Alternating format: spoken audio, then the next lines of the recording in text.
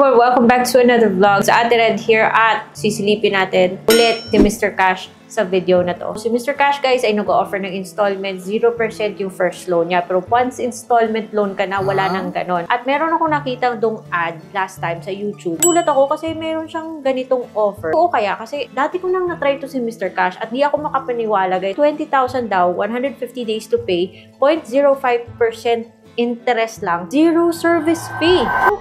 Nagbago kaya tong si Mr. Cash. Kaya nga guys, sinilip ko ulit si Mr. Cash. Kaya keep watching.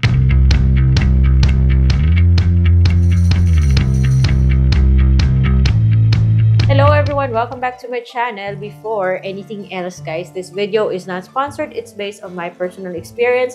Marami na akong videos na ginawa dito kay Mr. Cash because dati nag-loan ako dito hoping na it gets better and better and better over time. If there is one thing man na nagustuhan ko dito kay Mr. Cash, that is because nag-offer siya ng installment. And then, na-notice ko na meron na siyang up to 38,000 pesos na maximum loan amount and up to 60 days na.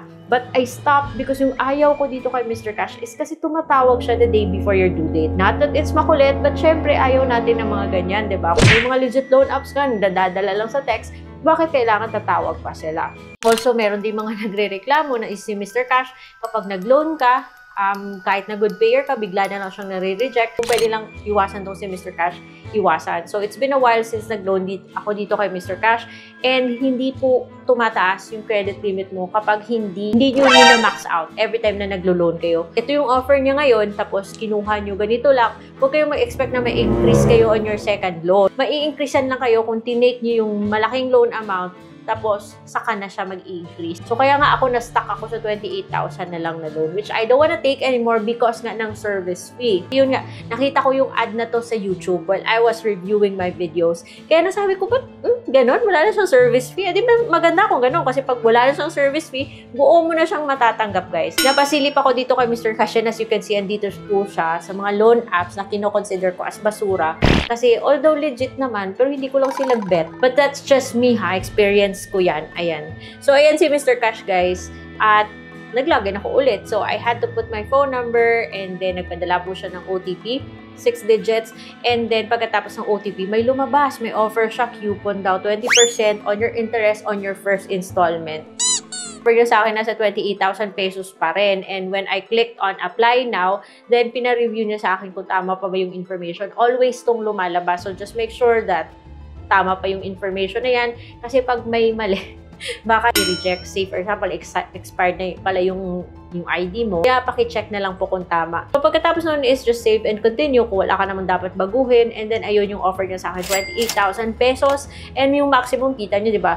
38,000. Yun yung maximum niya ngayon. Kasi dati nasa 23,000, 25,000 lang siya sa maximum. Ito po yung hindi ko gusto kay Mr. Cash. Kasi siya yung nagdidictate kung magkano yung minimum. Eh, paano kung gusto kong mag-loan sa kanya 3,000, 1,000 lang? Tapos ayaw ko mag-installment. Lagpas na sa 6,000 yung offer ni Mr. Cash sa inyo. Kaagad installment na yan. Wala nang pa one time na 0% yan. Kaya i-click mo yung next. And then, may two offers siya sa mode of payments. Merong 45 days na installments, 40 days na installment.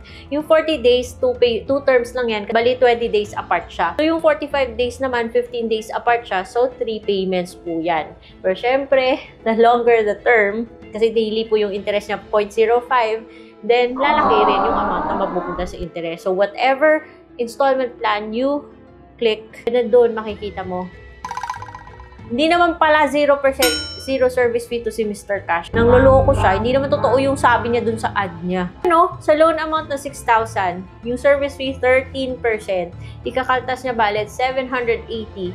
Yung interest niya na daily sa 45-day term na yan, o 630 lang, mababa kasi 0.25 per day yung offer niya. Pero yun nga, service fee, mas maganda yung mga loan apps na buo natin matatanggap, diba? Total, oo, tanggap na natin na magbabayad tayo ng interest, pero sana naman, ibigay na nila ng buo. So, 780 po yung kanyang service fee sa 6,000 yung amount, 13% po. Yung matatanggap mo na lang is 5,220.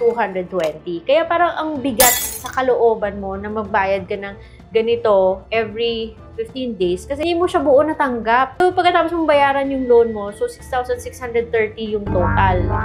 I-split yan into 3 payments, 2,225 per payment.